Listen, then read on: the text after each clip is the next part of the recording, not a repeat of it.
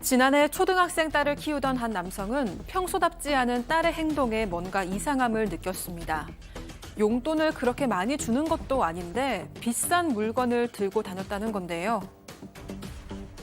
아니 그러니까 애가 저는 용돈을 그렇게 안 주는데 돈을 뭐 몇만 원씩 들고 다니고 좀 이상한 거예요. 돈을 너무 많이 쓰고 그래가지고 내가 핸드폰을 한번 봤죠.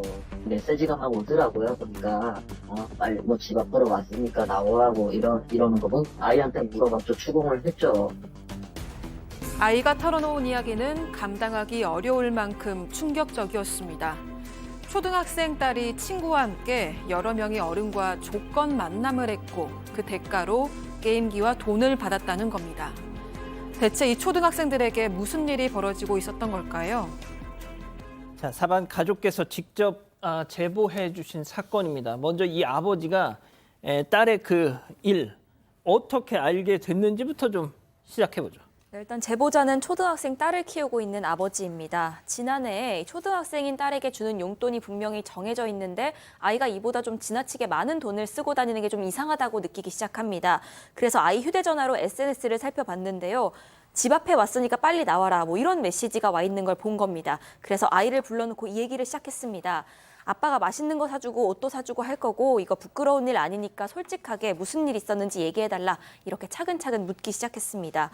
그래서 아이가 그동안의 일을 털어놓기 시작을 했고 네. 그제서야 이 아버지는 아이가 여러 명의 어른과 이른바 조건 만남 했다는 사실을 알게 됐습니다. 그날로 아버지는 경찰서로 달려가서 당장 고소장부터 접수를 했습니다. 세상에 정말 눈에 넣어도 아프지 않을 어린 딸이 이거 진짜 이걸 얼마나 청천벽력이셨겠어요. 그러니까 너무 황당한 사건인 게요. 지금 이 학생들, 아이들 얘기를 하는데 다시 한번 말씀드리지만 초등학생들입니다. 초등학생들이 이런 거예요. 그러니까 한 아이가 다른 아이가 내가 왜 이렇게 돈이 많아? 그러니까 이렇게 하면 돈 벌 수 있어 라면서 알려준 게 이렇게 글을 올린다는 거예요. 용돈 주실 오빠들이라고 이렇게 글을 올리면 SNS에 그 SNS로 뭐 강릉, 뭐 조건 만남 이런 걸 검색하던 사람들이 성인 남성들이 우리가 용돈 줄게 하면서 접근을 해왔다라는 겁니다. 그렇게 해서 일이 시작이 된 거예요. 자, 저희가 이제 뭐 초등학생들을 마냥 두둔할 생각은 없습니다. 하지만 문제는 말이죠. 그걸 알고도 초등학생인 걸 알고도 저 짓을 했다는 성인 어른 남성들이에요. 네. 나이를 이제 물어보기도 합니다. 나이가 어떻게 되냐고 하면 그 나이를 대답을 했는데 본인도 얘기를 해요. 애기구나라고, 애기씨구나라고 얘기를 하는데도 그걸 알면서도 이런 만남을 했던 것 같고요. 이 조건 얘기도 한다. 간단 조건도 얘기도 하고 어디로 가면 되느냐고 이렇게 했는데 이렇게 연락을 취한 사람이 6명이었는데 직업도 다양했습니다. 회사원, 자영업자, 뭐 학생, 또 공무원도 있었다고 합니다. 뭐 돈도 얘기를 하고 결국은 그 중에 이 초등학생을 알았던 사람도 수사받을 때는 또 몰랐다고 또 거짓말까지 하는 사람도 있었습니다. 진짜 특히 지금 박 변호사님이 말씀해 주신 그 성인 남성들 중에 저희는 그 공무원이라는 자에 대해서 좀 주목을 했습니다. 정말 경악할 만한 행동들을 여럿 했는데요. 이번 사건 체크포인트 짚어보죠. 친구도 같이 하자라고 했다는 겁니다. 그 공무원이라는 인간이. 예, 직업이 공무원이죠. 그 안에 있는 그 메커니즘은 뭐가 들어가 있는지 모르는데 이 초등생 A 양을 만난 이 30대 공무원이 성관계를 하면 돈을 주겠다라고 하는 것뿐만 아니라 친구도 같이 하자라고 또 다른 피해자를 유인을 했다는 거예요. 그래서 이 초등생 A 양이 제보자의 딸인 이 초등생 B 양을 남성과 만나는 자리에 데리고 나갔고요. 그 자리에서 이 공무원은 이 초등생들을 간음하거나 강제 추행을 했습니다. 이렇게 해가지고 이 6명의 남성들은 각각 간음 혹은 강제 추행을 하면서 초등생에게 입을 무마하기 위해서 현금이라든가 게임기라든가 심지어 이 초등생 아이들에게 전자기기, 전자담배 피는 그 기기를 줬다라고 하니까 기가 막히는군요. 아니 이 이자는 그 나이가 몇 살인지 아까 보셨잖아요. SNS 주고받는 거 몇 살이에요? 그래 몇 살이에요? 그러니까 그래 뭐 아이구나. 크크크크. 저 지금 자 그런데 말이죠. 검찰이 이자에 대해서 구형한 그 구형량을 보면 검사도 이 사안을 얼마나 무겁게 바라봤는지를 딱 알겠더라고요. 그렇죠.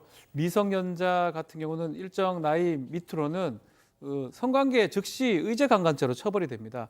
그 중에 한 명은 의제강간을 4번을 했고요.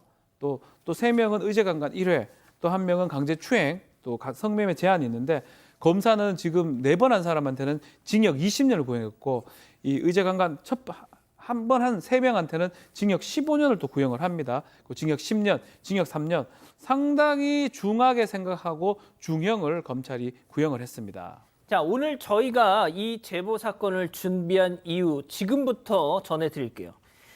이 초등생 아버님께서 제보를 해주신 이유이기도 합니다. 바로 재판부, 1심 재판부의 선고 때문이었어요. 자, 전해주시죠. 네, 들으신 것처럼 검찰은 최대 징역 20년 구형을 했습니다. 하지만 1심 결과 그 누구도 실형을 선고받질 않았습니다. 다만 그 성매매 권유한 학생이 벌금 1,000만 원을 받기는 했고요. 이외에 강제추행하거나 간음한 피고인 5인 전원이 집행유예 선고가 나왔습니다. 또 그 20년 구형받았던 남성 역시도 징역 3년 집행유예 4년 선고를 받았습니다. 검찰은 현재 항소하겠다는 입장입니다. 자, 양 변호사님. 이거는 모르겠어요. 저는 솔직히. 저는 지금 사실 판결문을 보고 있는데요. 이해가 도저히 안 가요. 아, 진짜요? 지금 아까 얘기했던 처음 가장 심각한 사례죠. 4번이나 이런 어떤 범죄를 저지른 사람 같은 경우 그게 법정형이 한 번만 해도 최소 3년에서 최상 45년까지로 돼 있습니다. 그런 범죄를 4번을 저지른 거예요. 그러니까 검찰도 20년을 구형을 한 거예요. 예. 생각해보세요.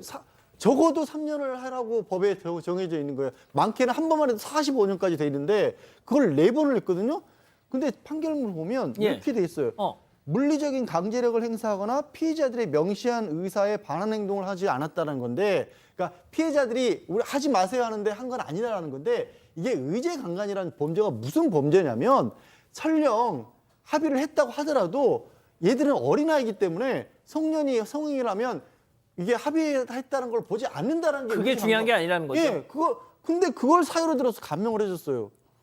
저도 이게 법원의 권고형하고도 안 맞거든요. 그러니까 검찰이 구형할 때도 막 하는 거 아니에요. 검찰도 구형량 그 가이드라인이 있고 법원도 가이드라인이 있는데 이게 이렇게 안 맞는 경우는 처음 봤어요, 진짜. 저 좀 잡아주세요. 진짜 양재열 변호사님이 지금 계속 방송 중에 이 판결문을 계속 보면서 이상하니 계속 그러고 있었어요. 그래서 양 변호사님 왜 저러시지 했는데 교수님 진짜 어쩌면 좋습니까 진짜 사법부. 지금 제가 봤을 때는 과연 이 사법부가 국민으로부터 신뢰를 받을 수 있느냐, 이건 법이 잘못된 것이 아니라, 물론 뭐 이게 2심도 있기 때문에 지금 이제 국민 여론이 나빠지면 거기에 따라서 어떻게 변할는지는 모르겠습니다. 그러나 중요한 것이 지금 이제 이 제보자의 딸인 그 초동생 같은 경우는 말이죠. 지금 등교 거부하고 또는 뭐 우울증, 분노 조절 장애, 자살 뭐 이런 것 등이 이제 보이고 있다라고 하는데 그야말로 한 아이의 인생을 갖다가 망가뜨린 겁니다. 특히 미성년자 의제 강간을 갖다 사회나 한 이런 사람 같은 경우는요. 외국 같은 경우는 그래서 제가 맨날 얘기하는 것이 누진형을 하자는 거예요. 한 번 하면 얼마, 2번 하면 얼마 이렇게 되면 이게요. 집행유예가 아니라 40-50년 나올 그럴 형이에요. 그런데 이렇게 해가지고 이 사람들에게 집행유예해서 풀어주면 이걸 보는 또 다른 잠재적인 그런 어떤 생각을 갖고 있는 사람들이 저거 별거 아니네 라고 본인들이 생각을 할 수가 있다는 거죠. 그래서 이런 여러 가지 것들은 뭐 이 바로 판결을 한 이런 판사 이 사람들뿐만 아니라 우리 사회 구성원들이 정말 이런 상황이 될 때까지 왜 이렇게 됐는가 반성을 해야 될 부분이고요. 반드시 2심에서는 좀 더 국민들의 어떤 법적인 정서가 반영이 되길 바랍니다. 지금 우리 가족 여러분들이 또 AI 판사 도입해야 된다 이런 말씀을 하고 계시는데 실제 AI 판사 도입할지 말지를 놓고 얼마 전에 공청회가 있었습니다. 예? 자, 오늘 사건 이렇게 정리하고요. 가족 여러분, 잊지 마시고 구독과 좋아요, 알림 설정 여기.